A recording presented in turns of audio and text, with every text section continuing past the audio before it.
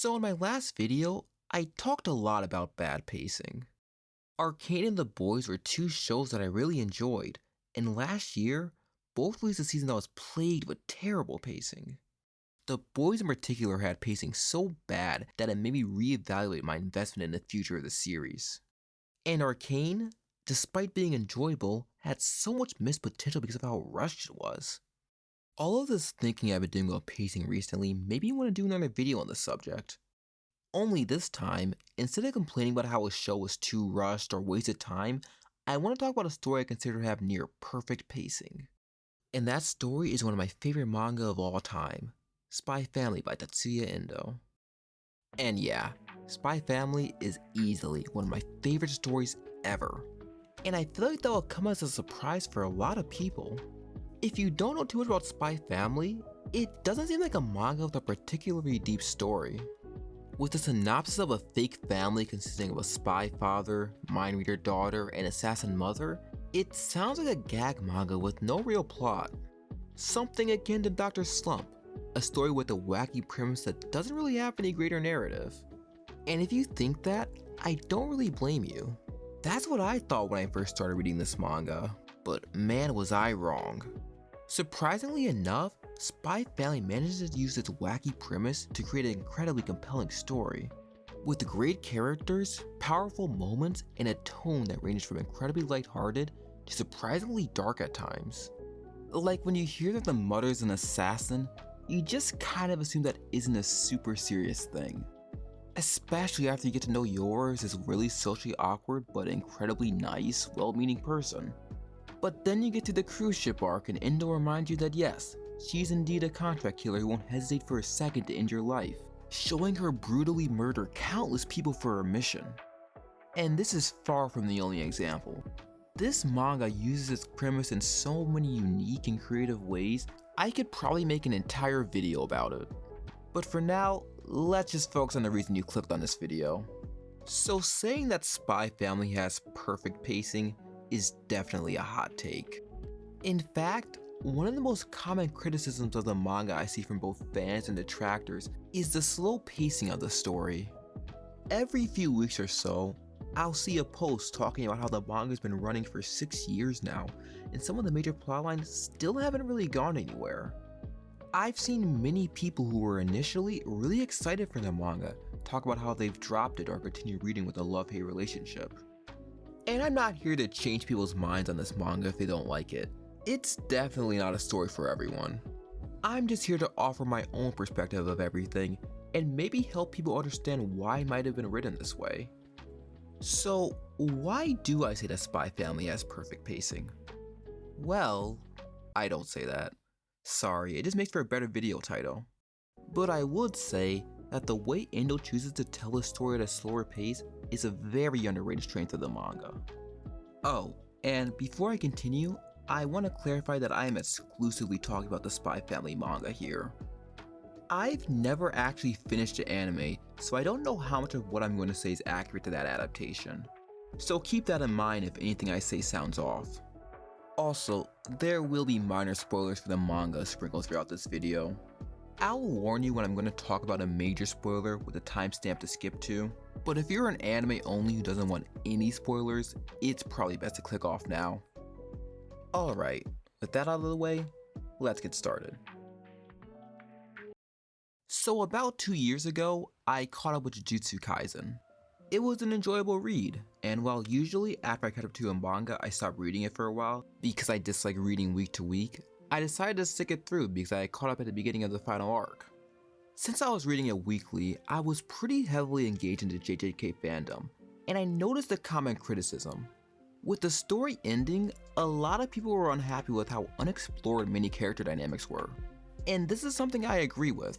While I enjoyed the manga and respected the way it jumped from plot point to plot point with no real downtime, a consequence of that is that a lot of the characters don't really feel like they know each other. For example, the main characters on JJK are Yuji, Megami, Nobara, and Gojo, and the first few chapters are dedicated to setting up this group. Now, a general knowledge of how stories are told would give the impression that this group will be at the forefront of the story, having a hopefully fun and interesting relationship that develops along the way. As it turns out, however, and correct me if I'm wrong because it's been a while, but I'm pretty sure this group has one chapter together out of the total 260. As a result, this dynamic basically only exists in promotional material, and oftentimes moments that should be important are just glossed over. For example, and spoilers, there is no scene where Gojo learns that Nobara is dead after he's unsealed. In fact, I'd even say that Yuji and Megumi's reactions to Nobara's death are incredibly underwhelming and quickly glossed over. And these are some of the main characters.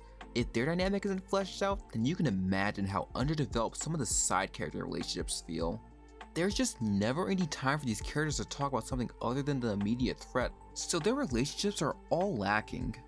But this isn't an isolated example. In fact, I would say that for a lot of battle shonen, downtime just isn't very prevalent, along with the problems that come with its absence. It's rare you'll see the characters of these manga in a setting of normalcy, and sometimes it can make me care for them less. When I don't know what the piece they're fighting for looks like, it can be harder to get invested. One Piece is probably my favorite story ever, and it has the same issue. In One Piece, the Straw Pirates are meant to be this found family, but some of them don't have any real relationship with each other. And you can see this the most with the latest members, Frankie, Brook, and Jinbei. Now I could excuse Jinbei because he joined pretty recently, but Frankie and especially Brook have been part of the main cast for almost 2 decades, and their relationship with a lot of the crew still feels underdeveloped. I'm hard pressed to think of a single moment between Frankie and Zoro or Brook and Robin. And while this isn't the worst thing in the world, I would still say it affects the story negatively.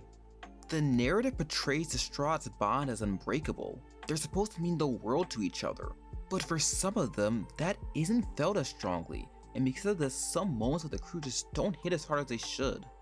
And it's not like the weird dynamics of the Strawds don't make sense. After all, the Strawds literally live together.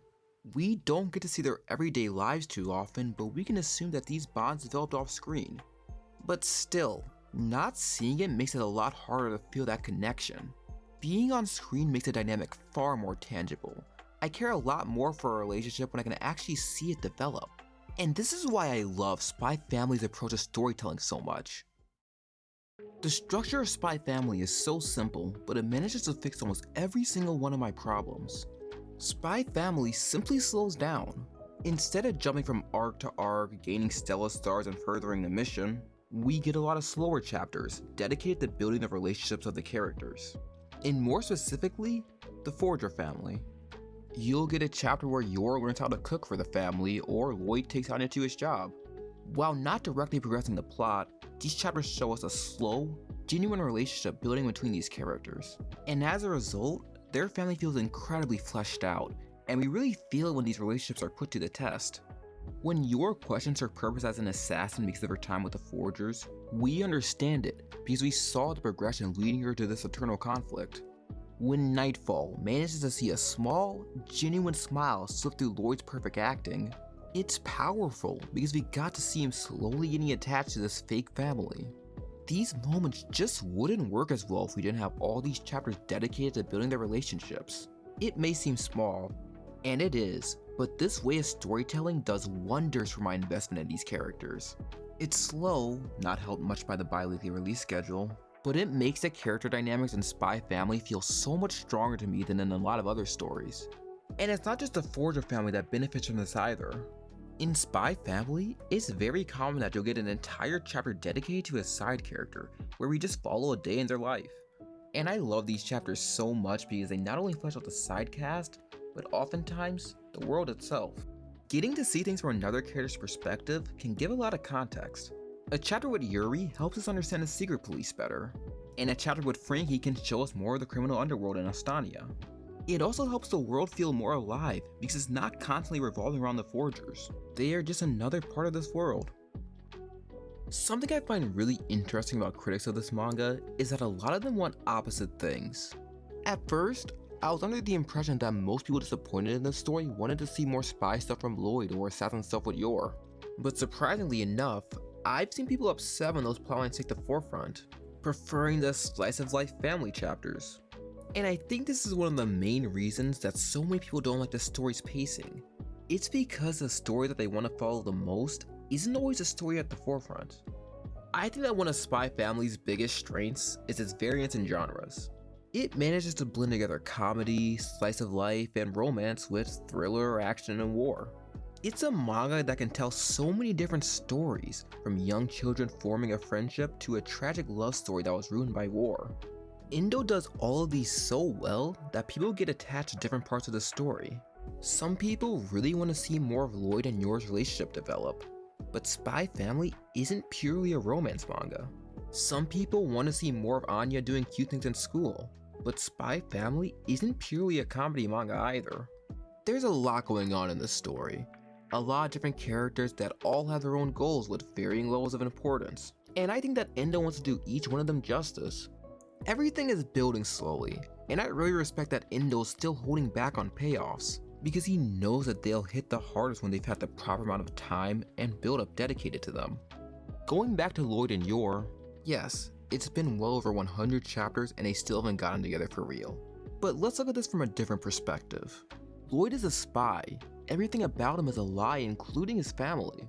He's become countless different people over the years with a single rule of not to get attached. This family started out as just another mission for him, and while it's clear that he's grown to genuinely care for Yor and Anya, he's suppressing those feelings, because to him, Lloyd is just another character to play. When the mission is over, he's never going to see them again. On the other hand, you have Yor, someone who doesn't even know what normal is supposed to look like. She only married Lloyd in order to avoid unnecessary attention and cover for a job as an assassin. She's become more attached to this family than even Lloyd has, and is scared about being replaced by a better wife or losing them when she's no longer needed. While it's clear she's developed feelings for Lloyd, she believes he only sees this relationship as a contract, and fears what might happen if she told him her feelings. On top of that, even if he reciprocated her feelings, she isn't sure if it will be right. Yor's living a double life, which means she'll always have to wear a mask around him, lying to him until the day that she dies. Lloyd and Yor both have a lot of growing to do before a relationship between them would make sense for their characters.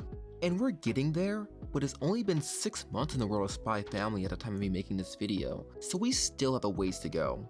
On top of this, like I said before, this isn't purely a romance manga. There are plenty of other characters and relationships to develop, different storylines that also require attention. When you take all that into account, I think it makes perfect sense that Lloyd and Yor's relationship is where it's at right now. And that's not to say that they haven't had any development either. Manga spoilers ahead. Yor admitting to herself that she's in love with Lloyd is a moment that encapsulates everything I love about the way this manga handles relationships. Endo just knows when to do payoffs. All the slow build-up over the years finally came together at a moment that was both powerful and satisfying. And this moment really couldn't have happened any earlier. We needed all those fake dates and silly misunderstandings to bring these two closer, to get Yor to the point where she can't deny her feelings any longer. And also, just as importantly, this moment couldn't have happened any later either. If this arc had ended without something like this happening, I would start to feel like Endo was just dragging this relationship out with no real progress. This was the perfect time to give us this moment, and it's why I have full faith in this manga. It may be slow, it may have taken us 120 chapters to get here, but it was worth it. And that's my mindset for every unresolved plotline in this manga. We may not get to see another confrontation between Lloyd and Donovan for another 50 chapters, but when it happens, it will be worth it. It may be another 6 years before the Forger family secrets are revealed to each other, but when it finally happens, it will be worth it. When I know that Endo is capable of giving me moments like this, I will gladly wait as long as it takes. Another thing this variance in genres does is make each chapter incredibly unpredictable. You never exactly know when the story will kick back in or the tone will take a sudden shift. You'll be reading what you think is just another Anya chapter with her messing around at school, until all of a sudden a bomb is strapped around her neck and she's being held hostage in a terrorist operation. Or you'll watch Lloyd feign in what appears to be a one-off gag for the end of a chapter, only to open up the next one and see it was set up for him to have memories of his war-torn childhood while he slept. I think the best example of this was the start of the Mole arc. This arc started with what seemed to be another one-off chapter with Yor bonding with her co-workers. It's a fun little chapter where we get to see how Yor has changed since the beginning of the story, being far more open with other people, as well as making her confront her own feelings about her fake marriage. It ends with this really funny scene where a drunk Yor freaks out because he felt pressure to kiss Lloyd to appear normal. All in all, a very enjoyable chapter. But then, the next chapter does something really unexpected and continues the storyline, with the still drunk Yor being really embarrassed about what happened last night, trying and failing to explain what happened to Lloyd, creating a huge misunderstanding. This all abruptly ends though, when Lloyd gets an emergency call from his agency, forcing him to leave and resolve this later. When he gets there, it's revealed to him that there's been a mole discovered within the agency, who escaped with vital information of their movements throughout the country. All of a sudden, everything is in danger, and Lloyd is in a race to find this mole before the secret police do. The jump from light, heartfelt family drama to a thriller spy mission is unexpected, but still manages to flow together seamlessly. I won't spoil how this arc ends, just know this part of the beginning isn't irrelevant to this plot either. Everything comes together at the end in a well-knit way that makes her one of my favorite arcs in the story. Something I've learned about myself over the years of watching and reading different stories is that I very rarely can keep up with something week to week. No matter how much I may enjoy it, bringing myself to tune into each new chapter or episode of a series is really hard for me. Spy Family manages to be an exception to this. Its unpredictability makes for a story that I not only read every 2 weeks, but actively look forward to every time. This formula just leads to so much variability. Not every chapter is the start of a major arc. Sometimes they really are just one-offs. But the fact that at any point things can change so suddenly makes you never let your guard down too much. And if you ask me, it's an incredibly underrated part about what makes this manga so engaging. But I think that the best part about Spy Family being such a flexible story is that it makes for a way more healthy experience for the creator. One of the most recent arcs at the time of me writing the script was the Hendrickson and Martha flashback, a flashback that focused on 2 background characters. Some people were really annoyed with how long and relatively unimportant this arc was, but for me, it just made me happy. Not only because I thought it was good, but because it proved to me that Endo isn't burnt out of writing the story or rushing towards the end. He's telling the stories he wants to tell, whether they directly progress the plot or not. Unlike so many other mangaka, he hasn't locked himself into a specific storyline or tone he has to maintain. And that means so much for his health, and in turn, the quality and longevity of the story. I'm sure many of you know of the late Akira Toriyama, creator of Dragon Ball, a manga which many would consider to be one of, if not the most legendary ever produced. It's a pretty well-known fact that at the beginning of the final saga, Toriyama was incredibly tired of writing Dragon Ball, and at the start of the arc, he tried to switch up the tone. You see, throughout his lifetime, Dragon Ball had evolved from a gag manga where comedy was the forefront to a far more serious story with high stakes and brutal battles. And judging by how this arc started, it's pretty clear Toriyama wanted to go back to that earlier age where comedy took precedence. Instead of introducing a new world-ending evil, this arc starts with Gohan going to school for the first time. He meets new people, fails to be normal, and puts on a goofy suit to become a superhero. And I have a lot of nostalgia for this part of the story. It's one of the first parts of Dragon Ball I read as a kid, because the library only had a few specific volumes. Unfortunately, backlash from both editors and fans forced Toriyama to switch back to a more serious story.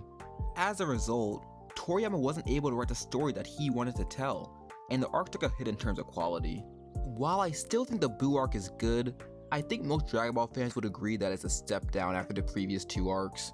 With a story that seemed to make itself up as it went along, the Buu arc had many questionable decisions from characters, an inconsistent tone, and a botched character arc for Gohan, who was meant to be Goku's successor as protagonist. While we'll never know for sure how this arc would have gone if Toriyama wasn't forced to change things, it's unfortunate he wasn't able to end his story the way he wanted to. Luckily, Endo would never have this problem with Spy Family, because there's basically no story you can tell that wouldn't feel right at home in this manga. In Spy Family, Endo can follow up a story-changing plot twist with a chapter that's nothing but jokes and nobody will bat an eye. Endo can just follow his whims with this story in a way that most others can't. Mangaka health is notoriously horrible. As someone who reads a decent amount of manga, I can't tell you how many different overbearing work schedules I've heard from authors trying to maintain a weekly schedule. Because of how hard it is being a mangaka, many of them lose passion for their story due to how much writing it has negatively impacted their health. As a result, long-running manga are notorious for having controversial or straight-up bad endings. So it's nice to see that one of the biggest manga out there has such a relatively, and emphasis on relatively, healthy rollout. Being bi-weekly instead of weekly, I imagine, does a lot for lightening the workload. And Endo having so much freedom with the story prevents him from being trapped like Toriyama was. All of this gives me a lot of faith in the future of this manga, and my hope for it to only get better in the coming years. Now with all that being said, despite me singing its praises, I will never say the Spy Family actually has perfect pacing. There are some parts of the story that, even taking into account everything I've said, I find too slow and uneventful. Mainly, the Eden chapters. As I said before, Spy Family has a variety of genres, so it's only natural that we get school comedy chapters. But for me, these are easily the least interesting parts of the manga. And that's not even to say that they're bad, but I usually find them to be a step down from the rest of the story. I think that my main problem with these chapters are the characters. When the cast is mostly kindergarteners, I struggle to have any real investment in what I'm reading. Anya's a good character, but I feel like she works best when she's with the adult members of the cast. Her ability to read minds makes for interesting dynamics with Lloyd and Yor, as well as all the other characters with secrets so you can see right through them. When she's with a bunch of kids who, aside from Damien, have no real interesting thoughts or backstories, that ability just doesn't lead to as many interesting stories. Going through the rest of the Eden cast, I'd say Becky is definitely the character I like the most aside from Anya. I actually really enjoy Anya and Becky's dynamic, because Becky's the first person to bond with Anya without an ulterior motive, and I think it's really sweet. When it's just these two, I tend to enjoy these chapters a lot more.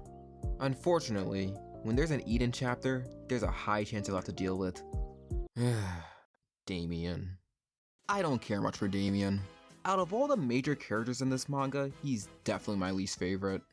Now normally, this is the part where I go incredibly in depth and try to explain every single problem I have with this character. But I've been sitting here for about 30 minutes trying to articulate why I don't like him, and the only thing I can think to say is that I just find him boring. On paper, he actually seems pretty interesting.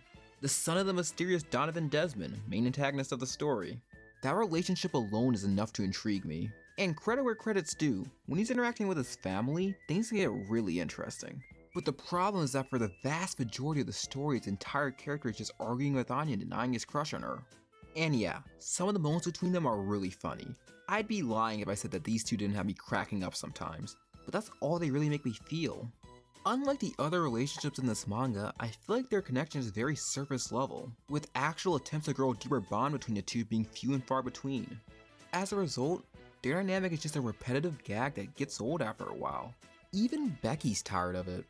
And the other problem is that even if this dynamic was as well written as the others, its inherent flaw is that it's a romance between two kindergarteners. I don't know about you, but I mentally check out of any romance where the characters aren't at least teenagers. It's just impossible for me to look at them as anything other than silly childhood crushes to look back on in 10 years and laugh about. And to be fair, this isn't written as a serious romance between the two. I think? I don't know. Sometimes when I read these chapters, I really can't tell if Vindo's taking this seriously or not. But regardless if it's meant to be a joke or not, it just doesn't work for me. If it's a joke, then why should I be invested? And if it isn't, well, I get to follow a riveting kindergarten love story. And even if I ignore the romance and look at their relationship as a growing friendship, then their dynamic is still incredibly repetitive. Going to delve into manga spoilers here for a second. Here's a timestamp. And why is he the first person Anya told her secret to?